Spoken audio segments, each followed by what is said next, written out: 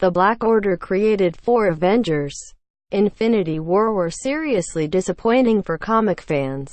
But the directors do have a reason for so dramatically depowering the so-called children of Thanos. The average Marvel movie fan may simply take the 4 henchmen, Ebony Maw, Proxima Midnight, Corvus Glaive, and Cull Obsidian, as typical goons of any comic book villain. That's the minor role they ultimately play in the movie, after all. But in the comics, these 4 were some of the most terrifying figures of Marvel's cosmos, and ferocious lieutenants of Thanos' army.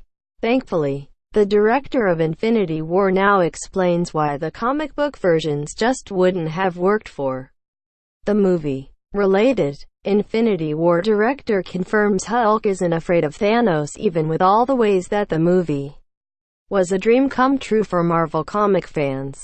There's no denying that when the end credits rolled, it was obvious the Black Order was the weakest part of Infinity War. Not just because they were never explained, or given any backstory whatsoever, but because they proved to be simple to beat, when each was a near Thanos-level threat when introduced in Jonathan Hickman's Infinity comic series. The home video release of Infinity War, digital only until August 14th, has brought with it some explanation, thanks to the film's commentary track with the directors and writers. While he's clearly a fan of the source material, director Joe Russo explains why the movie version of the Black Order ended up being not just weaker, but possessed of entirely different powers. The Black Order, in particular, we worked hard to adjust them to the Marvel Cinematic Universe.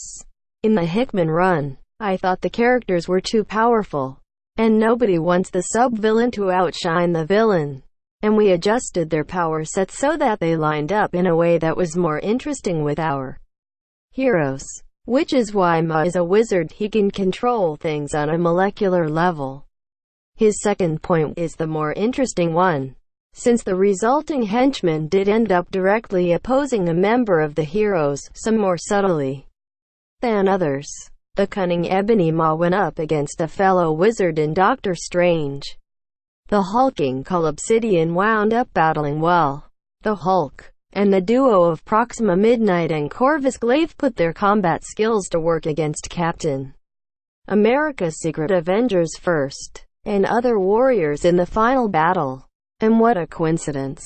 Corvus Glaive's famous scythe is reimagined as simply a weapon capable of wounding Vision in a way that is somehow impossible for him to repair. The fact that Proxima and Corvus are mainly seen as a unit was no coincidence to comic book fans.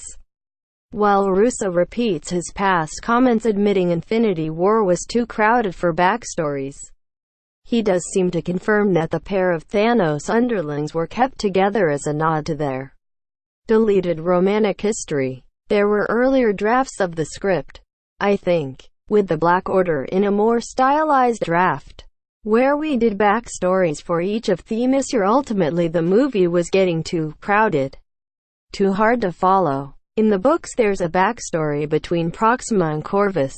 That they're married, only hinted at in the slightest way in Infinity War, but the fact that they are paired up to retrieve a stone, and the way she responds when Corvus gets stabbed by Natasha, there's no question that fans will want to see the backstories and origins that were flashback to in early scripts, just to see how much of the comic source material would have wound up intact, scrapped, or reimagined. But with its runtime already pushing the limits of a Marvel-sized blockbuster, it was either lose the villain's backstory along with the scenes catching up with the Avengers, or take out even more of what ended up in the finished cut.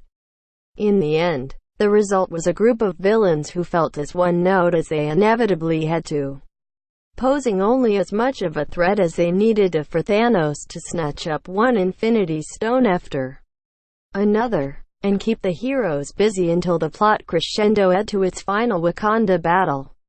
Considering Marvel's villain problems in past movies, it's a sacrifice fans have proven willing to accept. Do you agree with the filmmakers' decision to cut down the characters of the Black Order?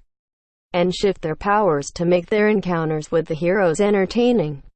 Or would you have been willing to give up screen time elsewhere for the children of Thanos to be more fleshed out? The Avengers: Infinity War is available now for digital download and streaming. Coming to Blu-ray August 14th. Tags: The Avengers 3 looking for an AD-free experience on Screen Rant.